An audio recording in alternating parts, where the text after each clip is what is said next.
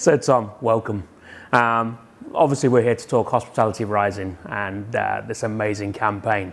But first of all, let's dig into what hospitality means to you. So, what does hospitality mean to you and how does it make you feel? Well, yeah, I mean, you can just sum it up in one word, and that is it's everything. And I mean everything because it is my whole life. And I don't just mean like from a professional point of view, but actually the way that I live my life. It's about warmth, connecting to people, saying hello, being friendly, giving off a sense of connection with people. And I learned that, I think, from an early age. Where do you feel like you would have been without hospitality? I've been very fortunate. My mum always been supportive of both myself and my brother, and has always been, doesn't matter what you do, just do it 100% as well as you can. I mean, I walked into a kitchen as an 18-year-old, and it was the excitement then, it was the buzz, it was the space. I went in there to wash up, and all of a sudden you were working late at night, you were working weekends, you were working different to everybody else. And there's this outer view that everybody says, oh, if you work in hospitality, there's no social life. Couldn't be anything further from the truth. Your social life is the best. It's the most connected. You have routes into different restaurants, spaces, bars, clubs. You go late. You just live your life very differently. All of my friends had this kind of like Monday to Friday attitude, and that's because they have a job, not a way of life. And I was so lucky that as an 18-year-old, this vocation grabbed me, the excitement of it, and I wanted to be a part of it for my life. What's been the highlight, and it's difficult to pinpoint, I'm going to imagine, because you've achieved some stuff.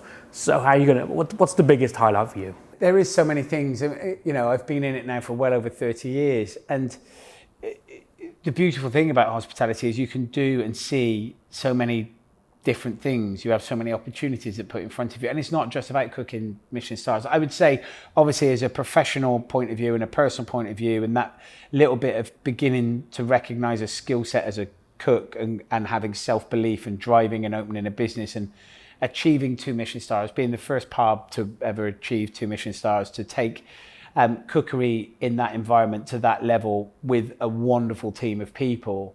I would say as a collective mix, that sense of achievement from nothing, opening a business, to that kind of recognition, I think probably from a personal perspective, that is the greatest achievement that we've done.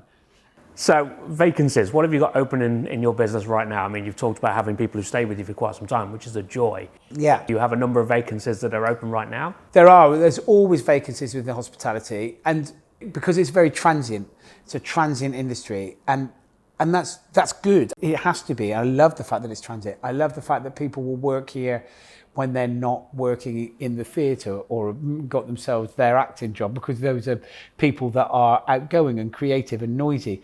I love the fact that people are coming here to learn skill sets about connecting with human beings whilst they're at university.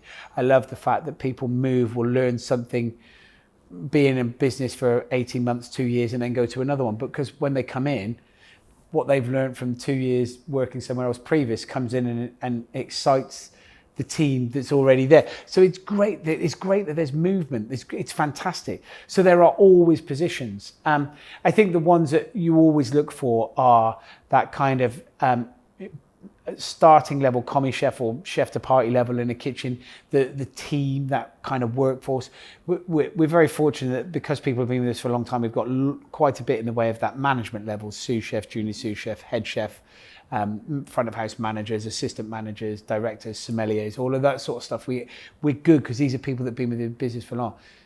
But think of the areas underneath. Think of how much you could learn from those people that have been in the business for so long. There's a great opportunity to come in and speak to these people, see people and learn from them. The number of vacancies in the industry right now, how do you feel that's potentially impacting service? Do you think it is having any sort of effect? Yeah, across the board, across hospitality, and it doesn't matter whether it's top-end restaurants, whether it's busy Friday and Saturday night pubs, whether it's little coffee shops, whether it's high street coffee chains, whether it's sandwich shops. What's happened is that if there's that level of middle management or that skill set that's gone, we're now at a point where the management may be there, but the worker force underneath is short. And then there's plenty of people that are stepping up into those roles, but they haven't got the experience yet. And you can only gain experience. However, it would have been great if the next 2 or 3 years, or the last 2 or 3 years, that management level, they were there for them to learn from. However, they've kind of like parachuted into these roles that may be a year or two ahead of where they should be. If a brand is sitting there thinking, right, there is a recruitment crisis, we all know it, and they're sitting thinking, right, I want to do something about it, but they're not sure that Hospitality Rising is the answer, what would you say to those people? Get involved. Get involved. It's reaching, hitting out as many people as possible. It's creating not just an understanding, because what we need to do, we need to capture the heart, the soul, the imagination of people to get into this industry, understand how much fun it can be, how it has changed. You know, people don't do 90, 100-hour weeks anymore. It's so connected through social media now that you can be seeing things around the world. Like, we're from an age where we used to watch television, at 6:30, there was the time of a TV program being on. People don't watch TV anymore. Like, the new generation of people coming through, kids coming through, 17, 18, 19 years old, that we want to get into that industry.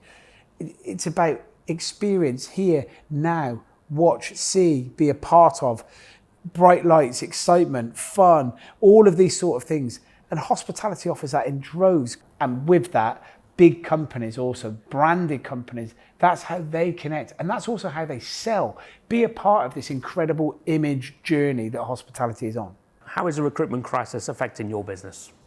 The recruitment crisis is affecting our business the same as everywhere else. We are short-staffed in a number of positions, which means that you look at it and have to remodel and restructure, where you can keep standard the same without having a lack of a drop of service. And what does this mean for your customers, to your guests? So the way that we look at it for our guests and coming through the door, the restructure is, we always want to be deemed as a standard. There's a standard level that we need to hit.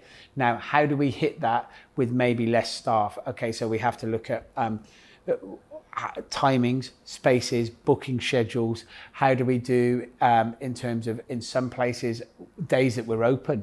In some places we've dropped from a 7-day week to a 5-day week. How do we create and keep those experiences that the guests have at the same level that they expect, whilst having fewer members of staff?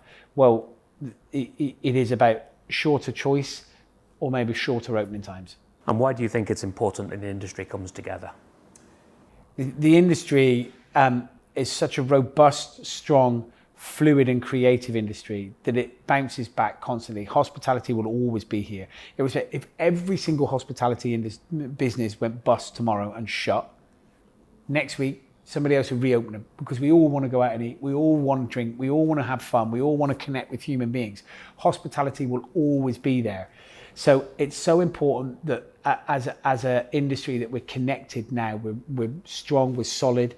That means that we can, where it is a difficult time, we build this safety net around each other to be able to build from for the future to come through the other side.